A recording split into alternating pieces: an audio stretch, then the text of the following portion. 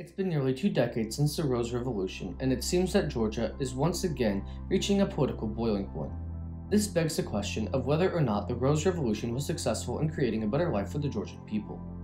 On paper, Georgia is far better off now than before the Rose Revolution. Take a look at corruption. Look at Transparency International's Corruption Perceptions Index.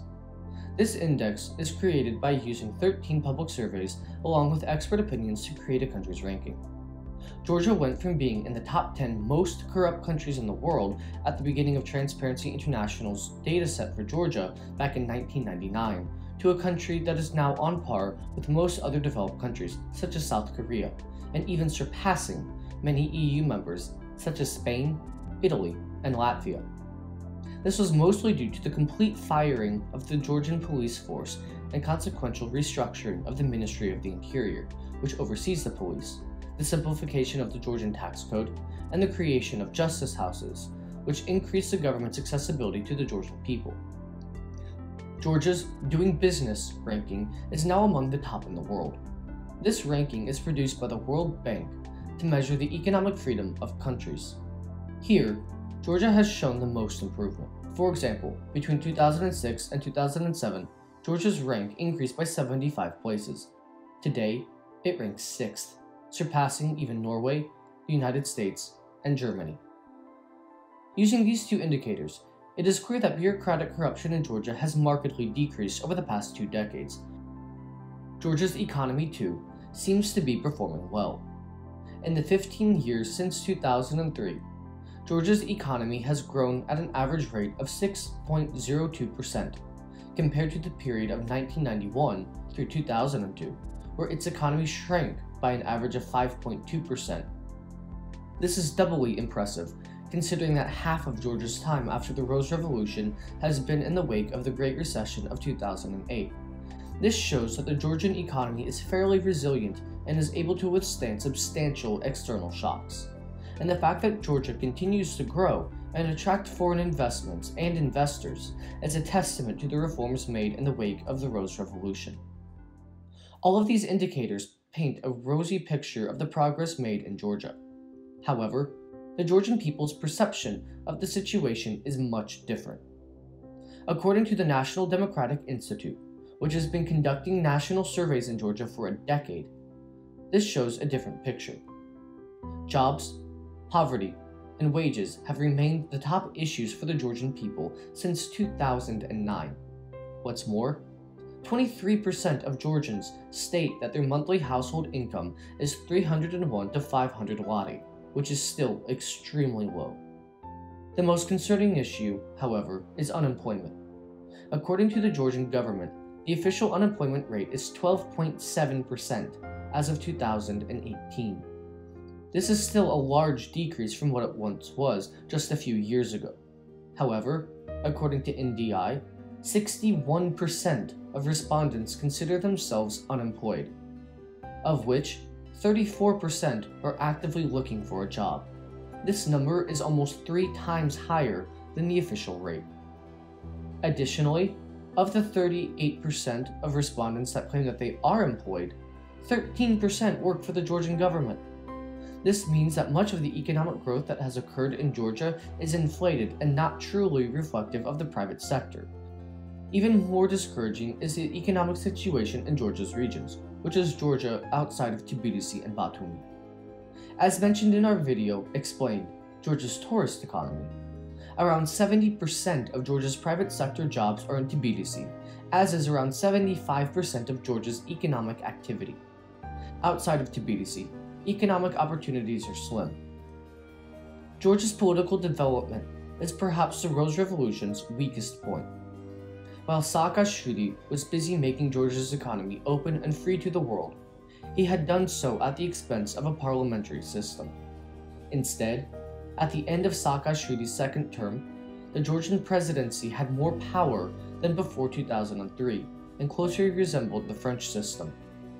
This means that the former opposition party of Mikhail Saak'ashvili, the Georgian Dream Coalition, is now in charge of finishing his reforms. Saak'ashvili had built the United National Movement from his own 2 movements, Kamata, meaning enough, which was a predominantly youth movement, and the national movement. Much of the current distrust of Georgia's opposition parties stems from the fact that all of them, with the exception of the Nationalist Alliance of Patriots Party, were once part of the United National Movement. This is by and large why the United National Movement still can't gain much more than 25% of the popular vote in any given election. Political parties are supposed to represent broad and diverse voting groups. Georgia, despite having dozens of registered political parties, lacks a diverse political field. This means that there is little alternative to the status quo for Georgian voters. Despite the ruling Georgian Dream Coalition increasing the power of parliament and turning the presidency into a largely ceremonial role, the Georgian Dream Coalition, over the past few years, has become increasingly reluctant to make promised reforms, such as in 2018 when it promised the youth movement White Noise to make narcotics reforms, but later backed down from these reforms due to pressure from the Orthodox Church. The party's handling of the 20 June 2019 protests was widely criticized, and the appointment of Georgian, who was the Minister of the Interior and oversaw the handling of these protests, as the country's new Prime Minister in 2019 was equally widely condemned. And now, the current crisis of the Georgian parliament voting down its own promises to move the date from 2024 to 2020 for the country to have a fully proportional system has once again caused mass protests. It now seems that large portions of Georgian society have reached the boiling point. Former Georgian Prime Minister Demokratizatsiya stated that this decision lacks statesmanship, rationalism, and political pragmatism, and is a missed opportunity. Former Georgian Dream President Demokratizatsiya has also joined in opposition-led demonstrations. Georgia's political defender Nino Lungaria accused the Georgian Dream Coalition of attempting to maintain an unfair system. All of this is hinting that the Georgian Dream's time as a governing party is over. Much like before the Rose Revolution, an unpopular government series of poor decision-making led to its undoing. With all of that being said, the biggest flaw in the Rose Revolution has not been the reforms themselves, nor the implementation of said reforms, rather the way in which Georgia's success has been framed by Georgia's leaders. This is because the Georgian government, both the United National Movement from 2003 to 2013 and the Georgian Dream Coalition from 2013 until present day, has made the mistake of relying on external factors to bring Georgia's success.